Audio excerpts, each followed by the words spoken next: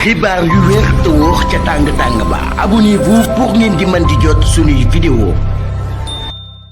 dal leen ak jàmm seen chaîne bi di Buzz 221 HD.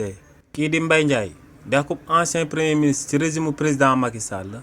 ginnaaw bañ dàqee lu tolloog ñetti yoon procès bi nga xam ne moom moo jaaroon ci diggante moom ak entreprise étatique bi ñu dippee SOGEPA te entreprise boobee di ko doon toppee destruction de biens appartenant à l'État mujj na ñoo jël ay daan daal di koy teg ci ndodd kii di Mbaye Ndiaye. c'est li ni mel entreprise bi ñu dippee SOGEPA ginnaaw bañ nemmee ko woon que ne kii di Mbaye Ndiaye maison de fonction bi nga xam ne moom la ko état bi dénkoon ci atum 2012 jàpp atum 2024 que ne maison de fonction boobee ginnaaw ba kii di Mbaye Ndiaye di leen koy delloo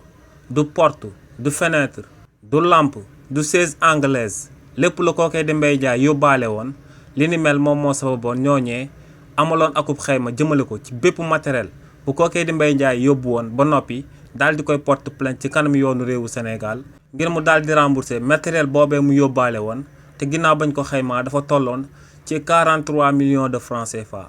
waaye nag juge bi nga xam ne moom moo doon àtte procès boobee daal dinay jël ay daan daal di koy teg ci ndodd kookee di Mbaye Ndiaye waaye nag jëlul 43 millions de francs CFA yooyu daal di wax que ne na ko Mbaye Ndiaye daal di delloo état bu Sénégal waaye lu mu ko daal di daan moom mooy mu daal di delloo état bu Sénégal si lu tolloog 20 millions de francs CFA jëmale ko ci matériel yooyee nga xam ne da ko yóbbaale woon ginnaaw ba muy delloo maison de fonction bi nga xam ne moom lañ ko jébbaloon ginnaaw ba muy nekk akub ministre ci réewu Sénégal. waaye tamit ba tey si li ni mel juge bi jëlul woon benn atu kaso daal di koy teg ci ndodd kii di Mbaye Ndiaye wala mu jël akub amende daal di koy teg ci ndoddam te ko daal di daan rek 20 millions ngir mu daal di koy jël daal di koy rembourser société bii di SOGEPA di société étatique bi nga xam ne moom mooy lijjanti bépp bâtiment boo xam ne état bu Sénégal ci moomeelam la daal di nekk. xibaar yu wér te wóor ca tàng ba abonnez-vous pour ngeen di mën di jot suñuy vidéo.